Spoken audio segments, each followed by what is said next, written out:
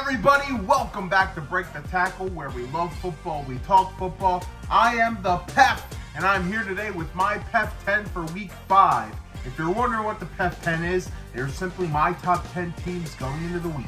Let's get started. We have a lot of movement this week.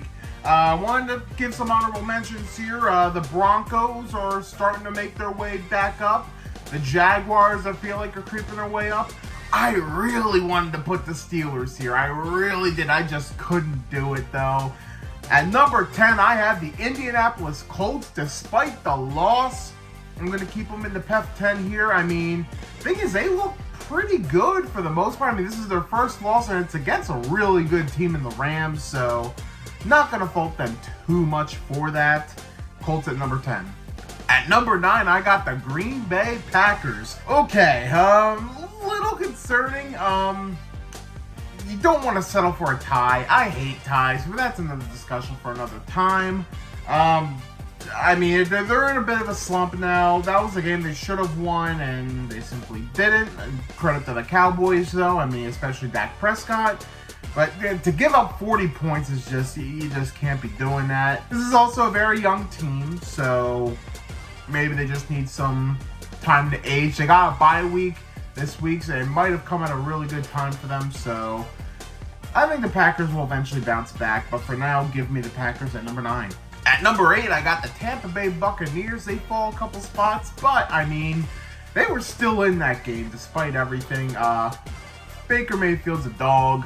Well, what else can you say? The Buccaneers more than deserve to stay on the PEF 10. They're at number 8. At number 7, we got the Kansas City Chiefs back on the PEF 10 this week. That was a huge win, a massive win, and maybe the Ravens just aren't that good, not as good as we thought. They're really banged up, but still, that was the best the Chiefs looked in a while. As tempting as it was to put the Chiefs higher, I'm going to take it a little easy. I mean, 7 is quite a good number, so the Chiefs are at number 7. Coming in at number 6, we have the Seattle Seahawks. I feel like I neglected the Seahawks a little bit, especially last week, so I'm going to give them some extra love this week at number 6. I think they have a really good squad. I think Darnold's the guy, and I think if you look at the Vikings right now, I think they clearly miss him. Despite, it ended up being a close win, they were clearly the better team against the Cardinals last Thursday. I think this is a great Seahawks squad. Give me the Seattle Seahawks at number 6. Before we get to the top 5, be sure to like this video and subscribe to the YouTube and follow us on Instagram and TikTok. Now back to the video.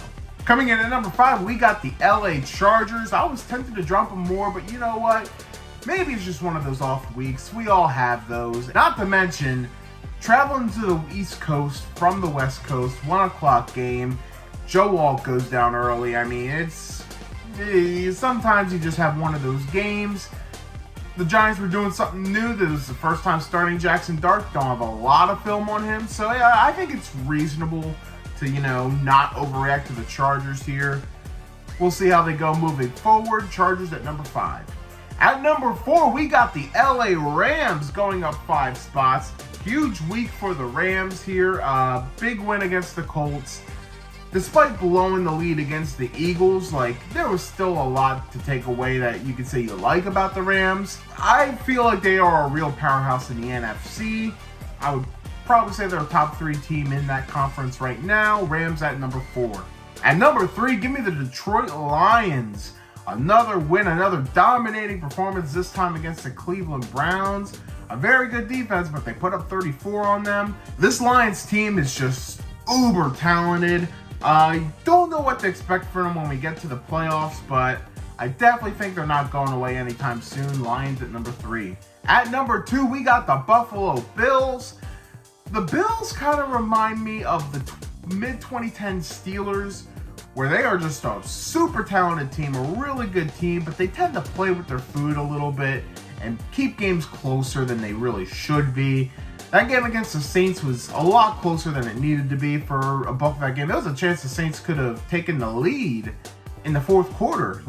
I don't love that, but I mean, when Bills needed to lock down, they locked down. They got the job done, but don't don't want to do that all the time. No, I'm going to say that. But I mean, hey, you got Josh Allen. That's the cheat code. Bills at 2. And at number 1, you already know it's the Philadelphia Eagles.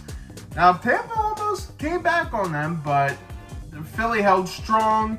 They did what they needed to do. I think the big call out on them is that they seem like they're a one-half team where they'll do good one half, not so good the next, or vice versa. Yeah, that's kind of been how the Eagles have been the last few years for the most part.